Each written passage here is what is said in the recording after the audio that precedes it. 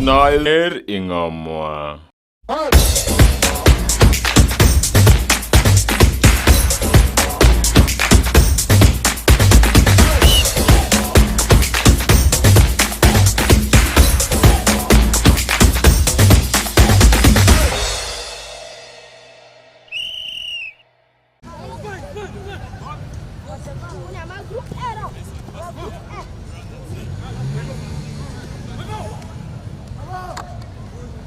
Touch your friend. But I said touch now, hit her. Touch. Engage. Don't force that go. It's not engagement. You hit it. No bumps. No. Good. Engage. Roll the ball.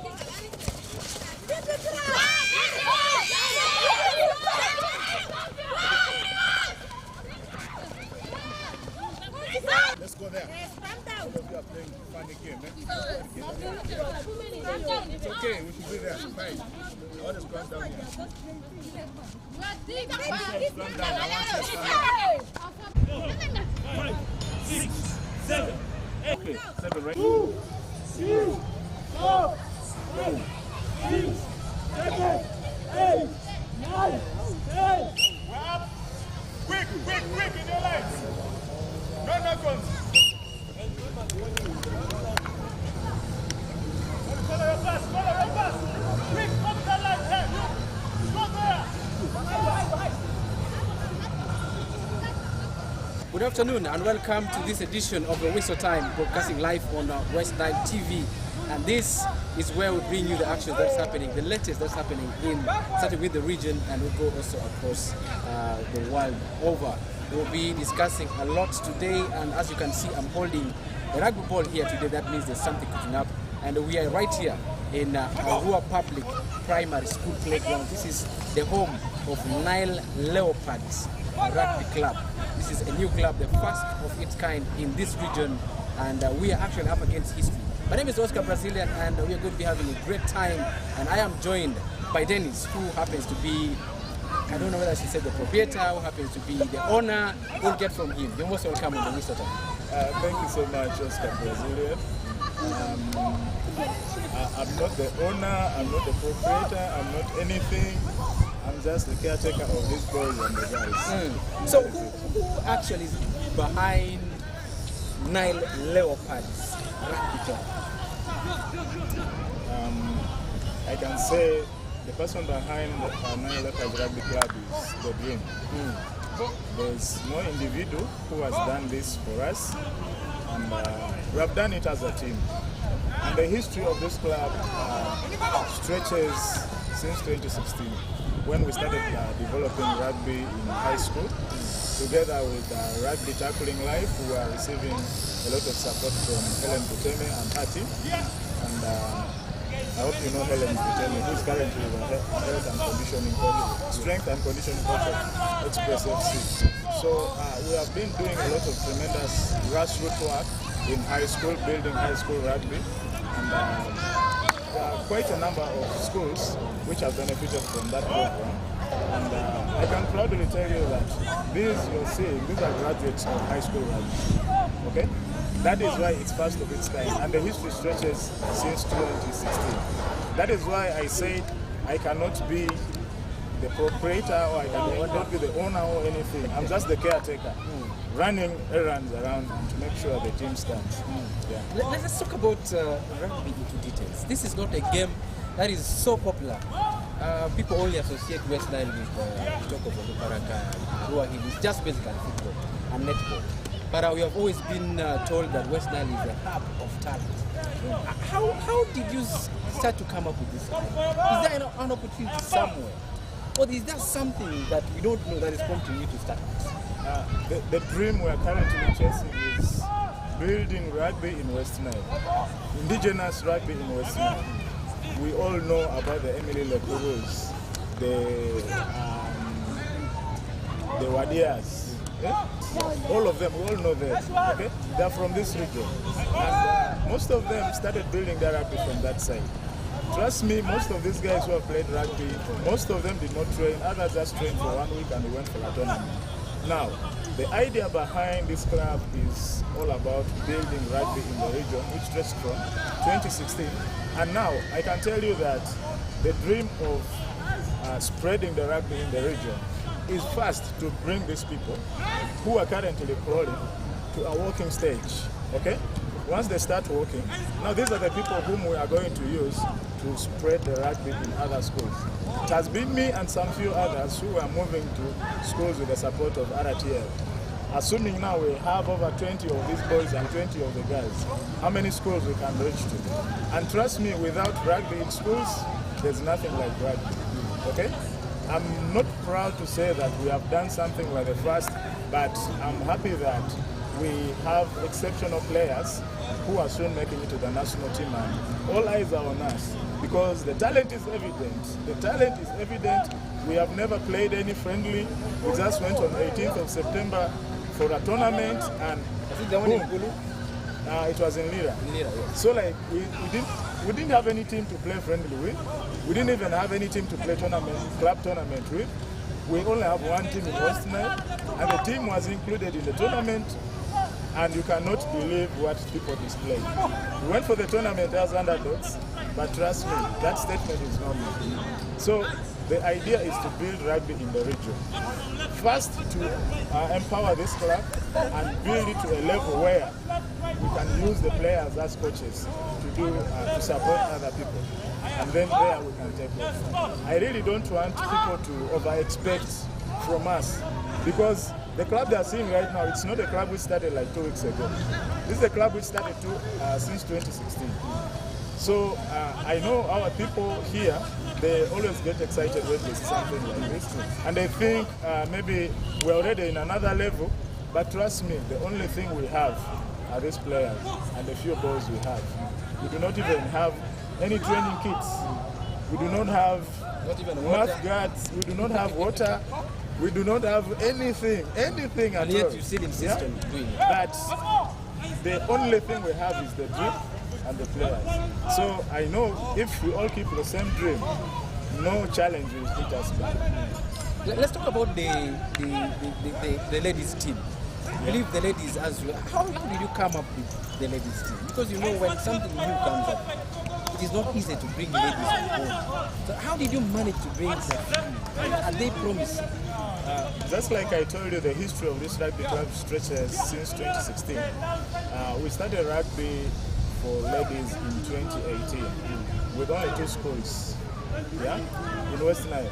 That was the Joffre Girls Secondary School and Pakwach SS. We took them for a high school tournament in Kitgum, that was in 2018. The Joffre performed fairly well, where the ladies won 1 out of the 4 games, and Pakwach lost all the games. We came back. In 2019, we added few more schools. Nile High Odia Campus, Adomi SS, Joffre was inclusive, and I think Aro Public. It's not that we left other schools, but other schools were not receptive. Based on the fact that people have a perception that rugby is a rough kind of game, so most schools were not receptive. And we didn't try to force it on them, we went to the schools which were receptive.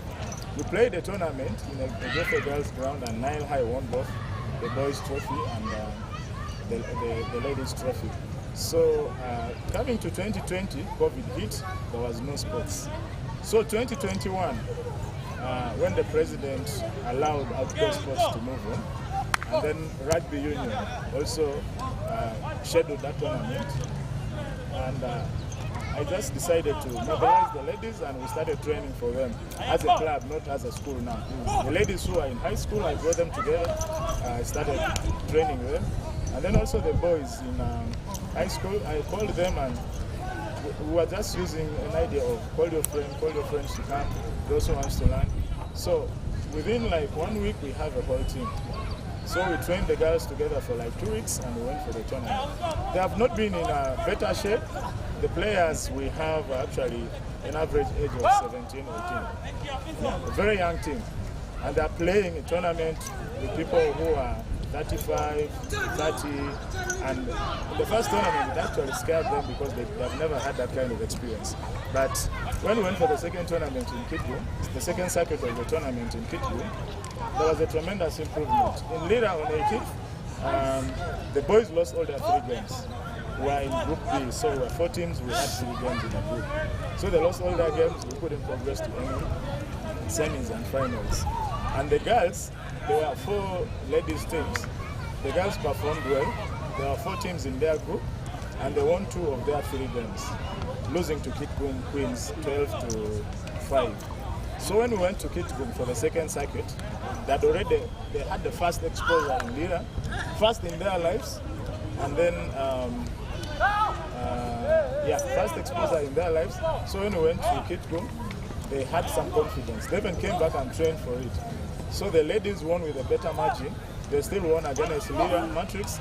They won Gulu Sprinters. And then, surprisingly, they lost to Kitgum with a very bigger margin. But the boys, surprisingly, they pulled 1 win. Out of the 3 games, they won 1 and they lost 2. And the 2 were just with a smaller margin. So these are the graduates of high school rugby, and they are not yet, if we were to consider the reality, they are not ready for any tournament. We are still building them. But for how long are we going to wait? Since 2016. So we couldn't wait and we went for that tournament. And they are not underdogs anymore. Okay, yeah. Let's look at the technical bit. I'm not quite sure whether we are blessed with so many coaches who can come and offer a helping hand, who can train further. Do you have any standby coach, or are there people that you can enroll to become coaches? Because who knows, next you might be taken up by doing other things. So how is the continuity of the boys? Yeah, truth be told, we do not have coaches, we do not even have officials, refs, we do not have strength and conditioning people. I've been the one coaching the ladies from 2 p.m. to around 3:30. The boys start warm up at around 3 p.m. then I join them. So me, together with some other few friends like Sydney, Saidi, we've been handling them as a team. So currently we are trying to make sure we have very many coaches, and we're also going to have many coaches out of these players. Currently there's a training currently going on in Gulu, and we have sent one representative, one of the players who was also supporting as a coach in case I'm not there. We have sent him to Gulu for a super week, and it has almost everything. It has the level 1 coaching, it has refereeing, it has first aid, it has strength and conditioning. So that one is one of our experts now who is going to learn something to come and benefit the team. And there are still going to be a number of people who will be going through these coaching courses. World Rugby Union has online coaching courses that I've tried to share with some of the players to be doing them. I personally have done that online course. I couldn't go for the physicals in Gulu because I have the boys and the ladies to see around. So basically we have that plan, and I believe at the end of this year we'll have like around more than 10 people who have done the online course of World Rugby Union. Get a certificate. From Western? Yeah, from Arua. From Arua. We are still building Arua. We are still building Arua. Once Arua starts working, that's when we shall expand rugby in the region. And it's going to come from these people. That is the dream we have. And together with the stakeholders, the media, I know it's going to come true. Well, we'll take a break, and when we get back, the perception has been that for you to play rugby, you need to be well built, you need to eat a lot, you need to be physically fit. So we get back after here, and then we'll pick up with that discussion. Take a break.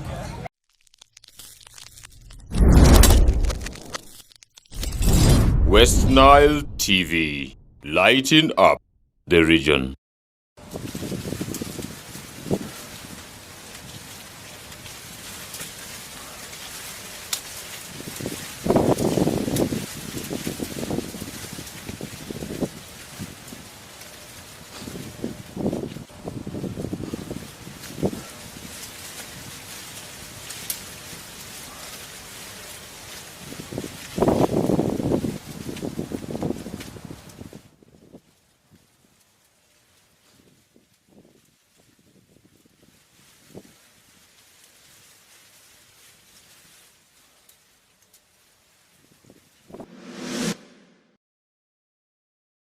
Welcome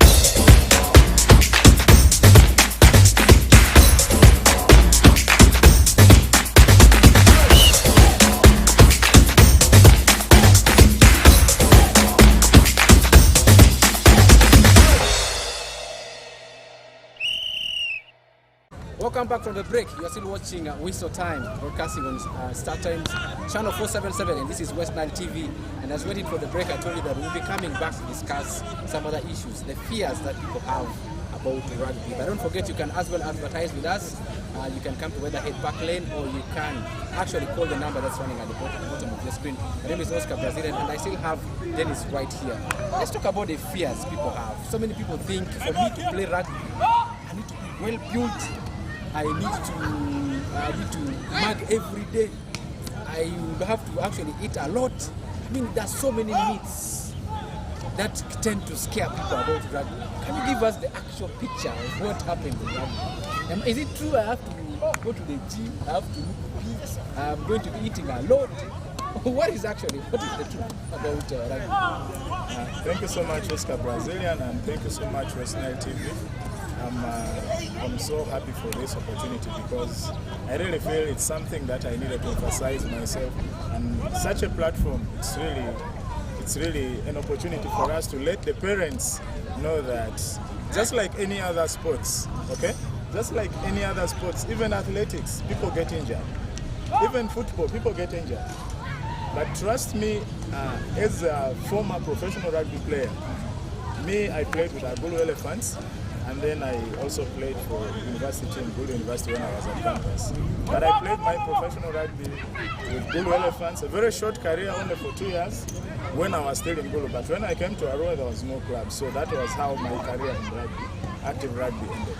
But now, as within those short period of time, the 2-3 years that I played rugby, I felt rugby is the safest sport. Why? Because in rugby, they teach you everything. How to fall down. So you mean I can be taught how to fall down? How to fall down, they teach you. This is a skill. How to tackle, how to do everything, how to rack over the ball. So like people who do not understand the rules think, hey, people are piling on you, you know those things, you're going to get injured. Trust me, rugby is the safest game. Now, people can get injured in rugby, just like any other sports. So if you do not train hard, now the issue you are sharing about people need to get mugged in the gym, big, it's all about shaping your body, okay? In rugby, once you're fit, you're going to enjoy the game. Once you have the gas and your upper body, your shoulders are okay, your feet are okay, you're just going there to enjoy the game, yeah? Because you're going to be fit, and any knock is just, it's like a mosquito biting you, you'll just slap it off, okay? But now, when you're not fit, you're running and you're already panting, your tongue is coming out. They hit you small, my shoulder. Yeah? But if you exercise and you do push-ups, just like these guys are doing here, we are shaping their body for the game. And once they are fit, they're going there to enjoy. Rugby is all about passing the ball and making a try. It's not hitting each other. This is not like American football, where you have to wear a helmet, you have to wear guards here. The only thing you have to wear is the mouth guard and the head shield. Yeah? If you don't have it, you play with it. And the head shield cannot protect your head from hitting the sky. It's just those minor bruises you can get on your ears. It's just to protect that. So all I know is rugby is the safest game, and I really encourage parents to allow their children to come and learn. And children, big boys and big girls, to come and learn. Because for the children, we have even tag rugby. It's a very safe rugby, where they have tags here. There's no contact. Their role is just the person with the ball, you pull the tag. Once you pull the other tag, it's over. It's overtime. You see that? So we train all this, and our idea of starting this in West Nile is to make sure we give the children, the young boys and the young girls, platform to also explore. Apart from football, they also have to explore. You know, currently I know football is the biggest tournament, the biggest league in the world, the biggest sport in the world, and the attention given to rugby and other sports has been less. That I thank you, the media people, for coming to support us and also other sports disciplines for them to grow, because once the awareness is not there, trust me, people are not going to know that. There are very many children here whose idols are Cristiano Ronaldo, they're Messi, but trust me, no one knows anything about rugby, no one knows anything about basketball, no one knows anything about boxing, and yet we have this talent here, and there are very many people who are trying to build this indigenous talent, giving them platform. So like if the media comes up, trust me, people are going to know about it, and we're going to make these other sports popular. And then exposing actually this talent. And rugby has opportunities, by the way. Rugby currently it's the only sport where players can go abroad to other clubs. I was going to come to there that. There are very many of them. Let's just look at some other things before we get to that. Does rugby require any special skills? Do I need to have a particular skill to succeed or to play rugby? I can say the only skill you need is attention. The only skill you need is attention. The rest you build it. Attention, being able to listen to the coach, being able to learn, and being able to adjust according to the situation. In rugby, the first thing you need to do is you build your body, you shape your body. Okay? You prepare your body for the game, such that you enjoy it. Just like even football, if someone doesn't train, trust me, put the person there. You get a player who has not trained and you take him to Onduparaka, the player will not do anything. But a player who goes to the gym and hits the gym, runs around, even runs the hill, the player will be enjoying the game. That is why you see Ronaldinho can make a pass one time like this and he does that same. Yeah? So that is the same thing. And those players work a lot. So it's the same thing with rugby.